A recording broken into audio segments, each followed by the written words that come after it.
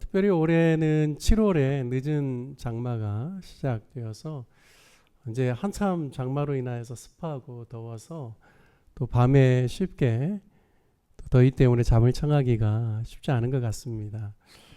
더욱 건강하시고 또 주님의 은혜가 여러분과 가정 가운데 충만하시기를 주님의 이름으로 축복합니다. 6월 28일 저희가 로뎀나무 행복잔치라는 새생명 축제, 전도 축제를 했는데요. 저는 이제 6월 달에 매주 금요일마다 전도도 해야 되기 때문에 보통 6월 되면 장마가 시작되기 때문에 장마가 오면 여러 가지로 힘들 텐데 어떨까 이런 생각이 있었는데 참 제 마음 가운데 감사했습니다. 왜냐하면 6월에 보통 장마가 시작되는데 이게 연기가 되는 바람에 금요일마다 나갈 때마다 좋은 날씨 속에서 또 전도할 수 있었고 또 6월 28일도 또 많은 분들이 오시기에 어려움 없도록 날도 쾌청하고 좋고 여러 가지 하나님께서 참 도와주고 있구나라는 생각들을 갖게 됐습니다. 저만 그런 생각한지는 잘 모르겠는데 참 은혜라는 생각이 들었습니다. 큰 행사를 치르고 나면요 보통 가지고 있었던 긴장감이라든지 이런 것들이 일시에 이제 풀어지면서 이렇게 몸이 피곤함을 느끼는데 저뿐만 아니라 많은 분들을 초청하셨던 분들 또 식사 준비라든지 교회 각각의 요소에서 섬기시려고 하셨던 분들 가운데는 아마 행사가 끝나고 좀 피곤함을 더 느끼셨을 것 같습니다. 하지만 이제 2주 지나고요 또 이렇게 새로운 마음 또 새로운 힘으로 시작했으면 참 좋겠다라는 생각들을 하게 됩니다. 보통 1년을 놓고 볼 때 새해가 시작되면 새로운 결심을 하죠. 그런데 이제 한참 시간이 지나다 보면 처음 먹었던 마음들이 많이 느슨해지고 뭔가 이제 매너리즘에 좀 빠져서 무료해지기 마련인데 우리가 비록 날은 덥지만 다시금 우리의 마음을 가다듬고 하나님이 기뻐하시는 모습으로 신앙생활을 할 수 있는 저와 여러분 되시기를 주님의 이름으로 축복합니다. 사람들이 그런 이야기들을 합니다. 교회가 초대교회로 돌아가야 된다. 혹시 여러분 들어보셨어요? 네. 왜냐하면 교회가 교회답지 못한 모습들을 가질 때 사람들이 늘 하는 이야기가 초대교회로 돌아가자라는 이야기입니다. 왜냐하면 하나님의 사랑을 세상 가운데 나타내고 또 그리스도의 아름다운 섬김을 세상 가운데 보여줄 수 있어야 될 텐데 교회가 자기만을 알고 또 자기의 유익만을 추구하고 세상 가운데 하나님의 사랑을 나타내지 않을 때 사람들이 많이 하는 이야기가 초대교회의 모습으로 돌아가야 된다라는 이야기를 합니다. 말처럼 교회가 교회다운 모습으로 세상 가운데 영향력을 나타내는 게 쉬운 일은 아닌 것 같습니다. 제가 우리 교회 부임한 지 이제 만 2년이 조금 지났는데요. 교회에 와서 제 마음 가운데 가장 주력하고 싶은 사역이 전도와 선교였습니다. 이미 선교는 또 잘 또 하고 있고 전도에 대한 부분들은 어떻게 하면 지역사회 안에 복음을 전할 수 있을까를 생각하면서 마침 교회에 붕어빵 기계가 있어서 붕어빵 사역을 시작을 해보게 되었습니다. 지역 주민들에게 복음을 전할 수 있는 통로도 되지만 작은 간식이지만 이 간식거리를 통하여서 저들에게 하나님의 사랑과 섬김을 조금이라도 보여주면 좋겠다라는 마음으로 붕어빵을 위양 만들 것 가장 맛있게 만들고 좋은 재료를 쓰고 정성을 들여서 하면 좋겠다라는 마음으로 이제 열심히 해보았습니다. 지역사회의 반응이 어떨까요? 주민들이 좋아합니다. 하지만 또 붕어빵 전도를 한다고 해서 사람들이 막 몰려오는 건 아니에요. 이제 교회에 따뜻한 사랑을 받고 한번 교회에 나오겠다라고 했던 아이들도 있고 어른들도 있지만 그들이 실제로 교회에 오는 케이스는 극히 드뭅니다. 그렇다고 해서 하던 일을 멈출 수는 없죠. 근데 감사하게도 계속 꾸준히 하다 보니까 이제 우리 교회에서 무슨 행사를 하려고 할 때 아이들이나 주민들에게 뭘 나눠주면 아이들의 이야기가 어떤 이야기냐면 그 붕어빵 주는 교회, 그 교회에서 뭘 한대 이렇게 이야기를 합니다. 그러니까 인식 자체가요. 로뎀나무 교회는 뭔가 지역사회를 위해서 전도를 할 뿐만 아니라 작은 간식거리라도 이렇게 나눠주면서 뭔가 섬기려고 하는 교회라는 이런 인식이 사람들 가운데 조금씩 자리 잡고 있다라는 생각들을 하게 됩니다. 우리 교회가 지역사회를 위해서 또 나누고 베풀기 위해서 하는 일 중에 하나는 우리 교회 주차장을 개방하는 일입니다. 주차장을 개방하다 보면 지역 주민들이 잘 사용하죠. 그런데 이제 저희가 단서를 붙인 게 뭐냐면 교회가 예배가 있는 날은 좀 그날 주차는 피해달라라는 그런 요청을 드립니다. 그런데요, 쉽지가 않습니다. 왜냐하면 교회에서 이렇게 베푸는 거는 너무 당연하게 여기시는 분들이 많이 계세요. 또 지역 주민들 가운데는 또 고마운 마음으로 사용하시는 분들도 있지만 이렇게 예배 시간이 다가와서 좀 빼달라고 하면 화를 내시는 분들이 있습니다. 아니 이렇게 많이 비어있는데 왜 굳이 내 차를 빼달라고 하는가라고 하면서 도리어 화를 내고 또 불쾌감을 주는 사람들도 있죠. 제가 이제 이렇게 주차장에 이제 사람들이 차를 대는 모습들을 이제 저희 교회는 CCTV가 주차장을 비추고 있기 때문에 이렇게 간간히 보면요. 사람들이 아무도 보지 않는다라고 생각하기 때문에 담배를 피고 그냥 막 던집니다. 때로는 쓰레기도요. 그냥 구석진 데다 막 던지고 버리고 갑니다. 그런 모습을 보면 참 쉽지가 않죠.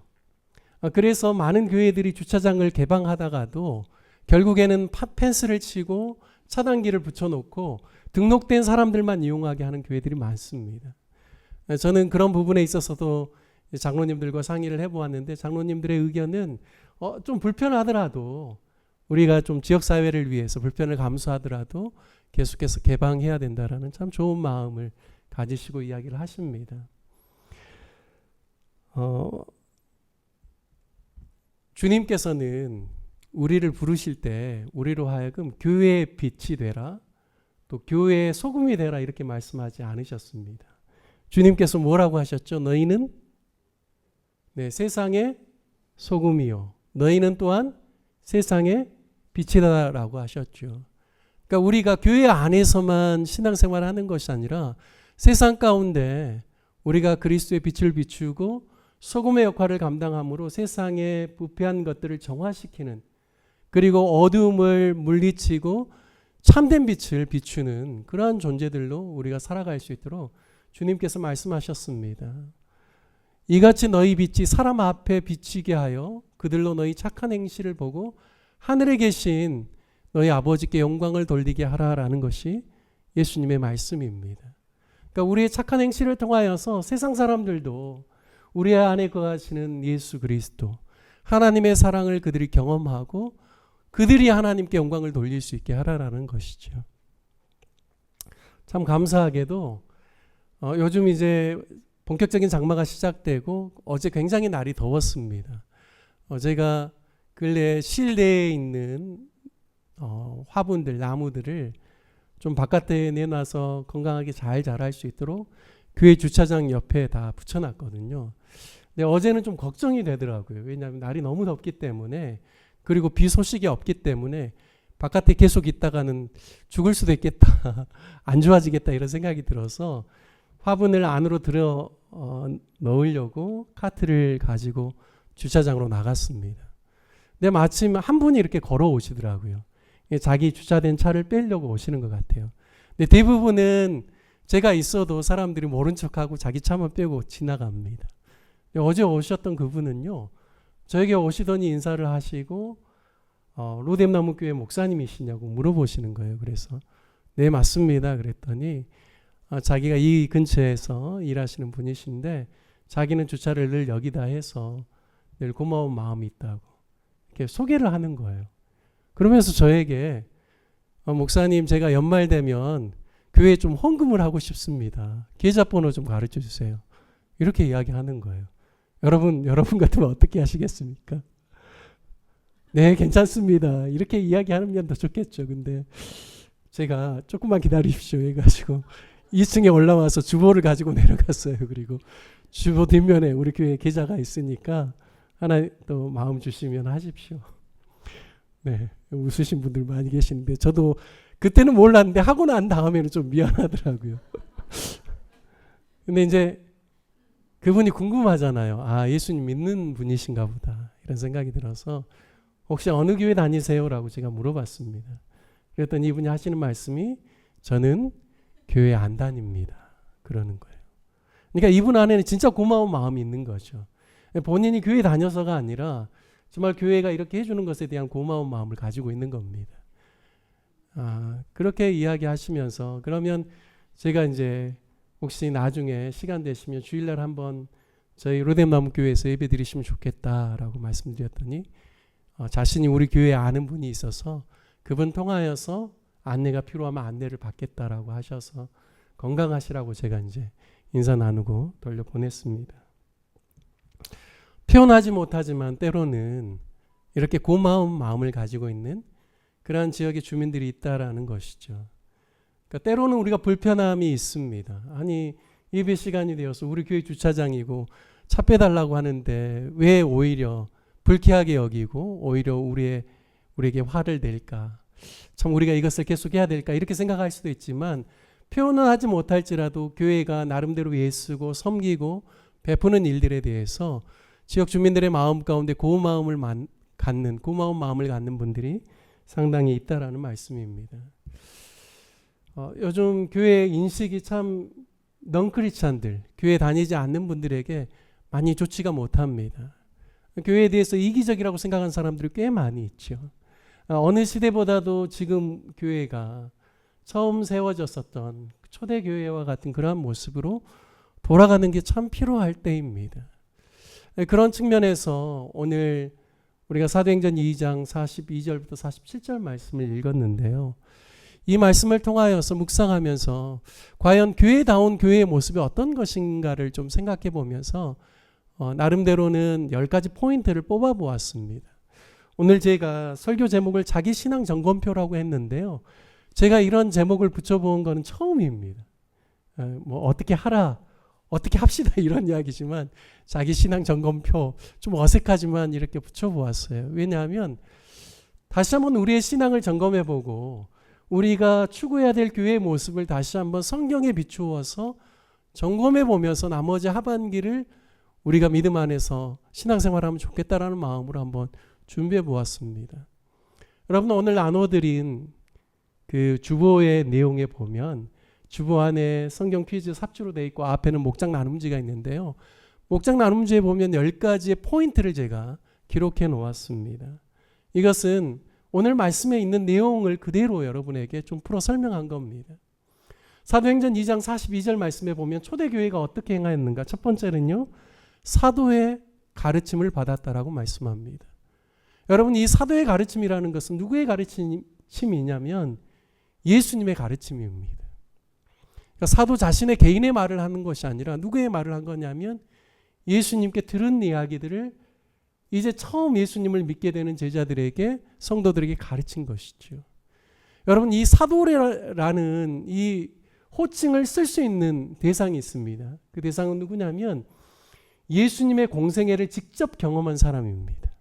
그리고 예수님의 가르침을 직접 들은 사람을 가리켜서 사도라고 합니다. 그러니까 사도들이 교회에게 가르침을 주었다라는 것은 무엇인가? 자기 이야기한 게 아니라요. 예수 그리스도께 받은 말씀을 그대로 그들에게 전했다라는 겁니다. 그러니까 교회가 가장 추구해야 될 가장 신앙의 중요한 1순위는 무엇인가? 예수 그리스도의 말씀입니다. 예수 그리스도의 말씀을 배우고 예수 그리스도의 말씀을 따라서 행하는 것, 이것이 교회의 가장 중요한 핵심적인 가치요 교회다운 모습을 유지할 수 있는 가장 핵심의 비결이라는 것입니다. 두 번째는요. 서로 교제했다라고 말합니다. 이 교제는요. 그냥 친교 모임이 아닙니다. 예수 그리스도의 가르침을 따라서 내가 어떻게 삶 가운데 적용하며 살 것인가.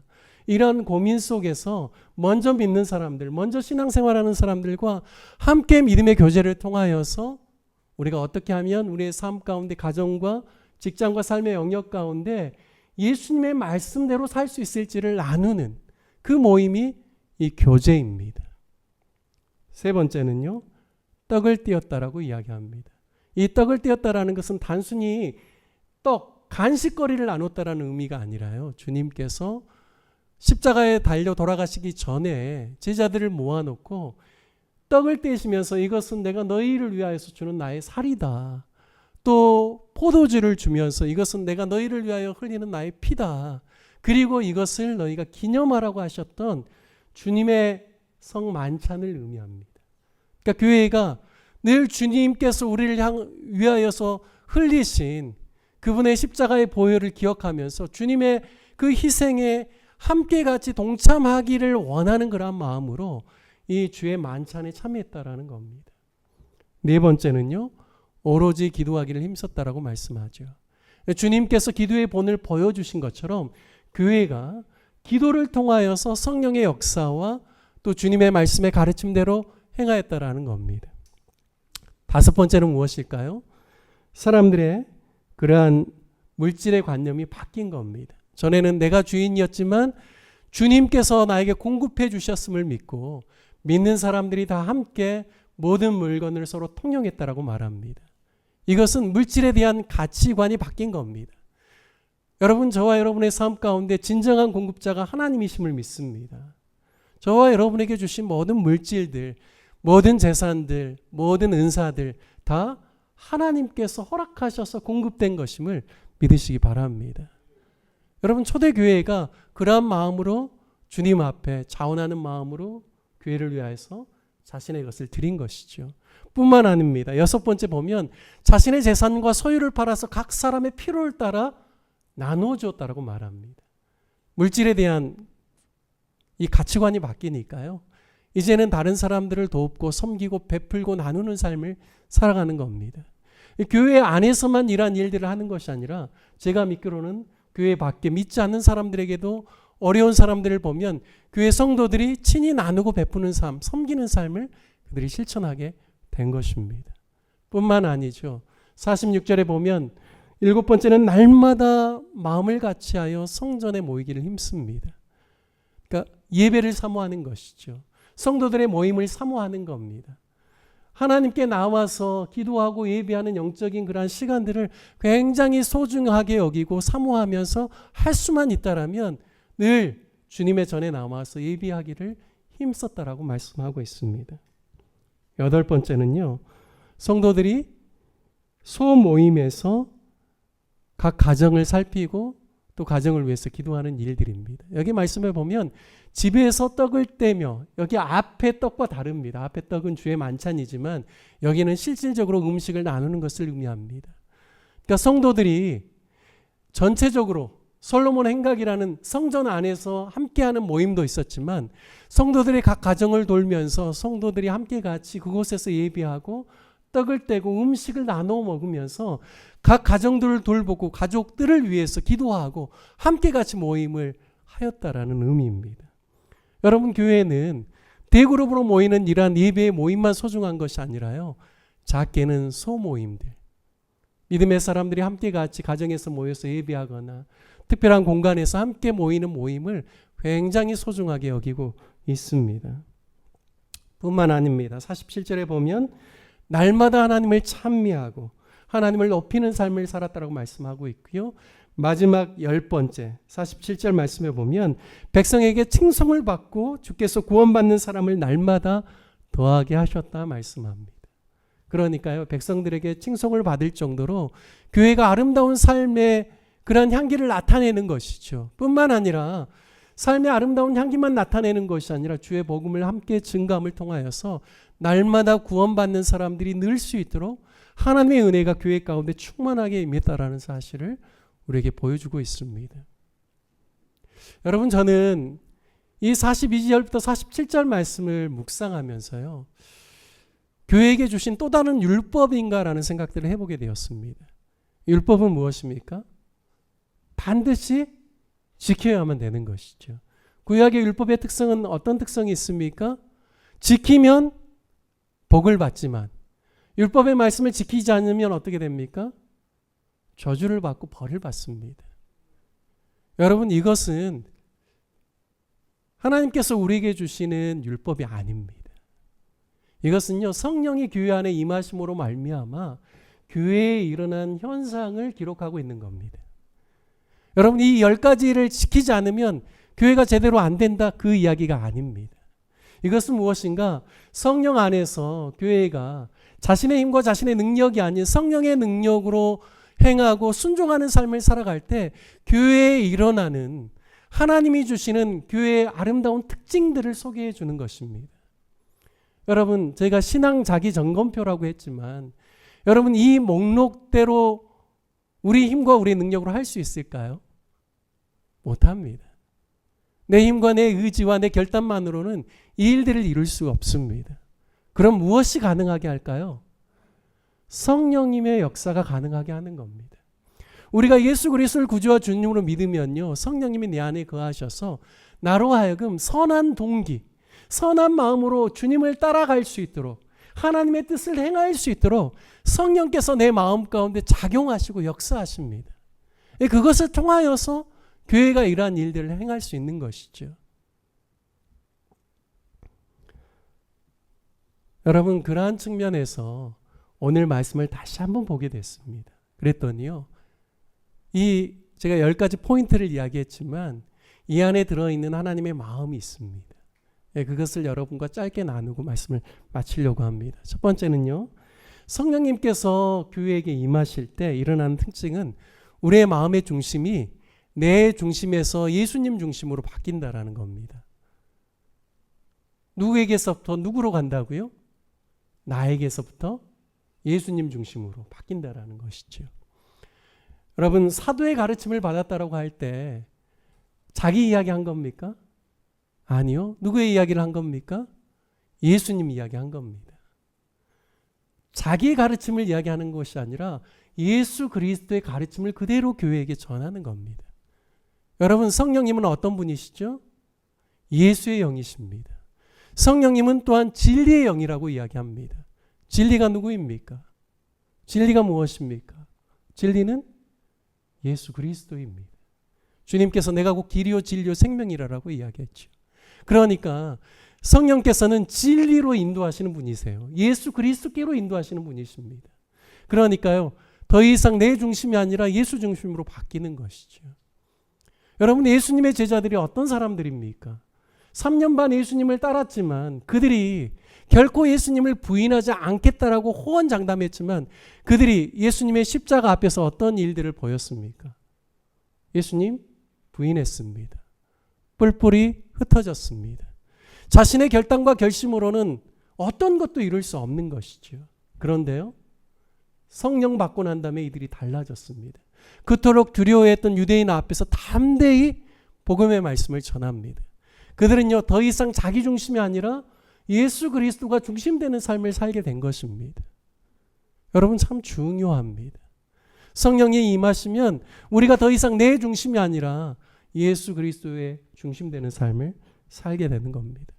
서로 교제하는 이유가 무엇일까요? 여러분, 우리 교회 안에서의 모임 말고도요, 교제할 수 있는 모임은 세상에서도 참 많이 있습니다. 취미가 비슷한 사람들, 또 자신이 선호하는 여러 가지 그러한 관심사들이 있는 사람들이 함께 모여서 즐거운 시간들 보낼 수 있습니다. 여러분, 그런데요, 성도들의 교제와 세상 밖의 교제가 다른 점이 무엇일까요? 그 중심 안에 누가 있고 없고의 차이입니까? 예수님이 있습니다.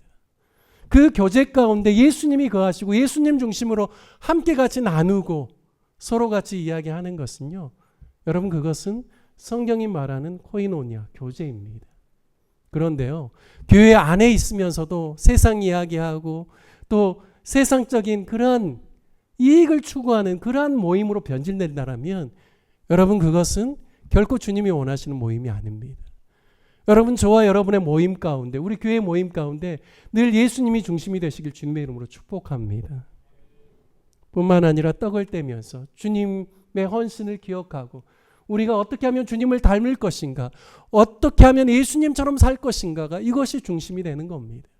그리고요, 주님처럼 기도하는 삶을 살아가는 겁니다. 여러분, 율법으로 대하면 우리는 결코 이룰 수 없을 것입니다. 하지만 우리가 예수 그리스도 안에서 성령의 능력과 성령의 충만함을 입음으로 말미암아 우리가 행하려고 할 때 여러분들 우리가 더 이상 내 중심이 아니라 예수 그리스도 중심되는 삶으로 변화될 줄로 믿습니다. 두 번째는요. 성령님이 임하실 때 권능으로 행하게 되고 나누는 삶을 살게 됩니다.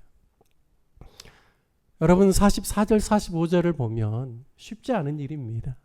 내가 가지고 있는 재산과 소유를 팔아서 가난하고 어려운 사람들에게 나누고 베푼다. 이게 쉬운 일이 아니죠.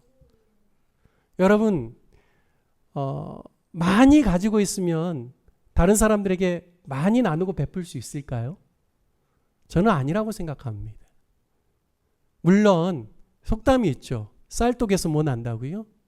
인심 난다라는 속담이 있습니다. 물론 많이 가지고 있으면 어렵고 힘든 사람들 보면 도와주기가 더 수월하겠죠. 그런데요. 여러분 훈련되지 않으면 못합니다. 내가 어떻게 모았는데 내가 어떻게 피땀으로 내가 얻게 된 것인데 이걸 팔아? 여러분 이런 생각 가지면 절대 다른 사람들 도울 수 없습니다.